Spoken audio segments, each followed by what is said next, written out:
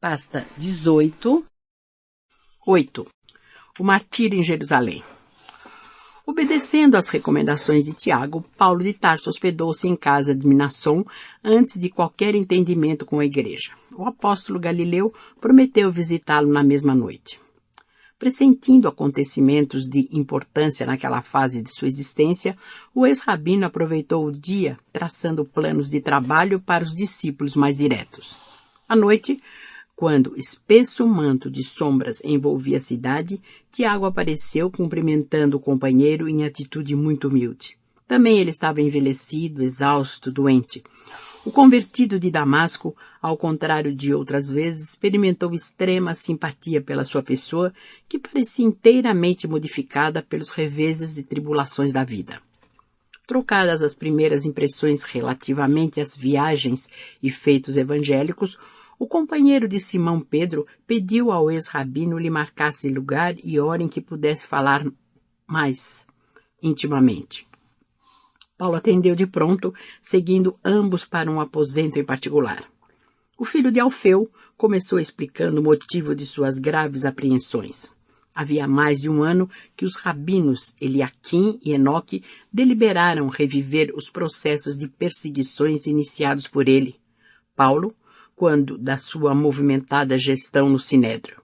Alegaram que o antigo doutor incidira nos sortilégios e feitiçarias da espúria grey, comprometendo a causa do judaísmo, e não era justo continuar tolerando a situação tão somente porque o doutor tarsense perdera razão no caminho de Damasco. A iniciativa ganhara enorme popularidade nos círculos religiosos de Jerusalém e o maior instituto legislativo da raça, o Sinédrio, aprovou as medidas propostas. Reconhecendo que a obra evangelizadora de Paulo produzia maravilhosos frutos de esperança em toda a parte, conforme as notícias incessantes de todas as sinagogas das regiões por ele percorridas, o grande tribunal começou por decretar a prisão do apóstolo dos gentios. Numerosos processos de perseguição individual, deixados a meio por Paulo de Tarso, quando de sua inesperada conversão, foram restaurados e, o que era mais grave, quando falecidos os réus, era a pena aplicada aos descendentes que, assim, eram torturados, humilhados, desonrados. O ex-rabino tudo ouvia calado, estupefato. Tiago prosseguia esclarecendo que tudo fizera por atenuar os rigores da situação. Mobilizara influências políticas ao seu alcance, conseguindo atenuar umas tantas sentenças mais iníquas. Não obstante, o banimento de Pedro procurou manter os serviços de assistência aos desvalidos, bem como a colônia de serviço fundada por inspiração do convertido de Damasco e na qual os convalescentes e desamparados encontravam precioso ambiente de atividade remunerada e pacífica. Depois de vários entendimentos com o Sinédrio, por intermédio de amigos influentes no judaísmo, teve a satisfação de abrandar o rigor das exigências a serem aplicadas no caso dele, Paulo. O ex-doutor de Tarso ficaria com liberdade de agir, poderia continuar propugnando suas convicções íntimas. Daria, porém, uma satisfação pública aos preconceitos de raça, atendendo aos quesitos que o Sinédrio lhe apresentaria, por intermédio de Tiago, que se mostrava seu amigo. O companheiro de Simão Pedro explicava que as exigências eram muito rigorosas a princípio, mas agora, mercê de enormes esforços, cingiam-se a uma obrigação de somenos. Paulo de Tarso escutava-o extremamente sensibilizado. Dono de luminoso cabedal evangélico, entendia chegar o momento de testemunhar seu devotamento ao mestre, justamente através do mesmo órgão de perseguição que a sua ignorância engendrara em outros tempos. Naqueles minutos rápidos, sutilizou a mnemônica e lobrigou os quadros terríveis de outrora. Velhos torturados em sua presença para sentir o prazer da apostasia cristã, com a repetição do voto de fidelidade eterna a Moisés. Mães de família arrancadas de seus lares obscuros, obrigadas a jurar pela antiga lei, que renegavam o carpinteiro de Nazaré, abominando a cruz do seu martírio e ignomínia. os soluços daquelas mulheres humildes que abjuravam da fé porque se viam feridas no que possuíam de mais nobre, o instinto maternal, chegavam agora a seus ouvidos como brados de angústia, clamando resgates dolorosos. Todas as cenas antigas desdobravam-se-lhe na retina espiritual sem omissão do mais insignificante pormenor. Moços robustos, arrimos de família numerosas que saíam mutilados do cárcere, jovens que pediam vingança, crianças que reclamavam os pais encarcerados. Entestando as revocações encapeladas, passou ao quadro da morte horrível de Estevão com as pedradas e insultos do povo. Reviu Pedro e João abatidos e humildes à barra do tribunal como se fossem malfeitores e criminosos. Agora, ali estava ele perante o filho de Alfeu, que nunca o compreendera de forma integral, a falar-lhe em nome do passado e em nome do Cristo, como a concitá-lo ao resgate de suas derradeiras dívidas angustiosas. Paulo de Tarso sentiu que uma lágrima lhe apontava nos olhos sem chegar a cair. Que espécie de tortura lhe estaria reservada? Quais as determinações da autoridade religiosa a que Tiago se referia com evidente interesse?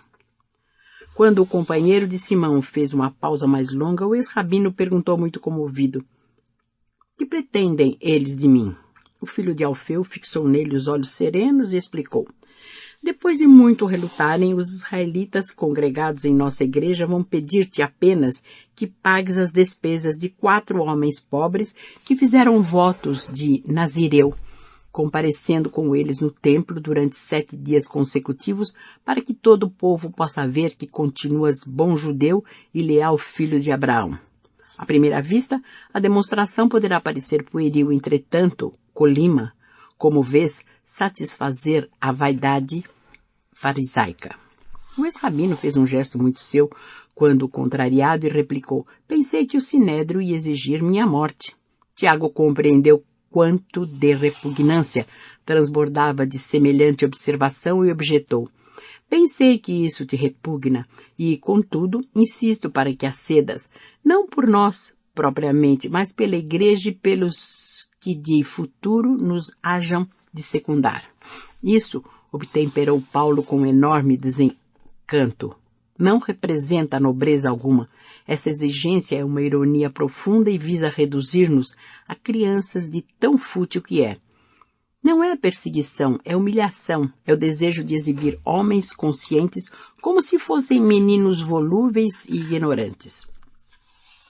Tiago, porém, tomando uma atitude carinhosa que o ex-rabino jamais lhe surpreendera em qualquer circunstância da vida, falou com extrema ternura fraternal, revelando-se ao companheiro surpreendido por outro prisma.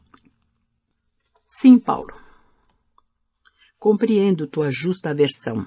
O sinédrio, com isso, pretende achincalhar nossas convicções. Sei que a tortura na praça pública te doeria menos. Entretanto, supões que isso não represente para mim uma dor de muitos anos? Acreditarias, acaso, que minhas atitudes nascessem de um fanatismo inconsciente e criminoso?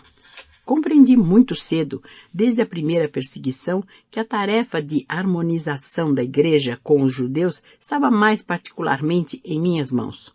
Como sabes, o farisaísmo sempre viveu numa exuberante ostentação de hipocrisia, mas convenhamos também que é o partido dominante tradicional das nossas autoridades religiosas. Desde o primeiro dia, tenho sido obrigado a caminhar com os fariseus muitas milhas para conseguir alguma coisa na manutenção da igreja do Cristo. Fingimento? Não julgues tal. Muitas vezes o Mestre nos ensinou na Galileia que o melhor testemunho está em morrer devagarinho, diariamente pela vitória da sua causa. Por isso mesmo, afiançava que Deus não deseja a morte do pecador, porque é na extinção de nossos caprichos de cada dia que encontramos a escada luminosa para ascender ao seu infinito amor. A atenção que tenho dedicado aos judeus é gêmea do carinho que consagras aos gentios. A cada um de nós confiou Jesus uma tarefa diferente na forma, mas idêntica no fundo. Se muitas vezes tenho provocado falsas interpretações das minhas atitudes, tudo isso é mágoa para meu espírito habituado à simplicidade do ambiente galileu. De que nos valeria o conflito destruidor quando temos grandiosos deveres a cuidar? Importa-nos saber morrer, para que nossas ideias se transmitam e floresçam nos outros. As lutas pessoais, ao contrário, estiolam as melhores esperanças. Criar separações e proclamar seus prejuízos dentro da Igreja do Cristo não seria exterminarmos a planta sagrada do Evangelho por nossas próprias mãos? A palavra de Tiago toava imantada de bondade e sabedoria e valia por consoladora revelação.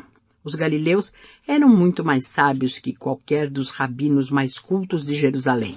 Ele que chegara ao mundo religioso através de escolas famosas que tivera sempre na mocidade a inspiração de um Gamaliel, admirava agora aqueles homens aparentemente rústicos vindos das choupanas de pesca que em Jerusalém alcançavam inesquecíveis vitórias intelectuais somente porque sabiam calar quando oportuno, aliando à experiência da vida uma enorme expressão de bondade e renúncia à feição do Divino Mestre. O convertido de Damasco entreviu o filho de Alfeu por um novo prisma. Seus cabelos grisalhos, o rugoso e macilento rosto falavam de trabalhos árduos incessantes. Agora percebia que a vida exigia mais compreensão que conhecimento. Presumia conhecer o apóstolo Galileu com o seu cabedal psicológico e, no entanto, chegava à conclusão de que apenas naquele instante pudera compreendê-lo no título que lhe competia. Quando o companheiro de Simão Pedro fez uma pausa mais longa, Paulo de Tarso contemplou-o com imensa simpatia e falou comovidamente: "Vejo que tens razão, mas a exigência requer dinheiro. Quanto terei de pagar pela sentença? Segregado e distante do judaísmo há muitos anos, ignoro se os cerimoniais sofreram alterações apreciáveis." "Os preceitos são os mesmos", respondeu Tiago, "já que serás obrigado a te purificares com eles e, segundo as tradições, custearás a compra de 15 ovelhas além dos comestíveis preceituais."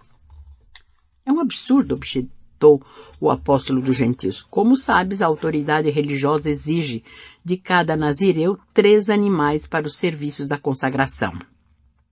"Dura exigência", disse Paulo comovido. "No entanto", replicou Tiago com um sorriso, "nossa paz vale muito mais que isso, e além dela, somos obrigados a não comprometer o futuro do cristianismo." O convertido de Damasco descansou o rosto na mão direita por longo tempo, dando a perceber a amplitude de suas meditações, e acabou falando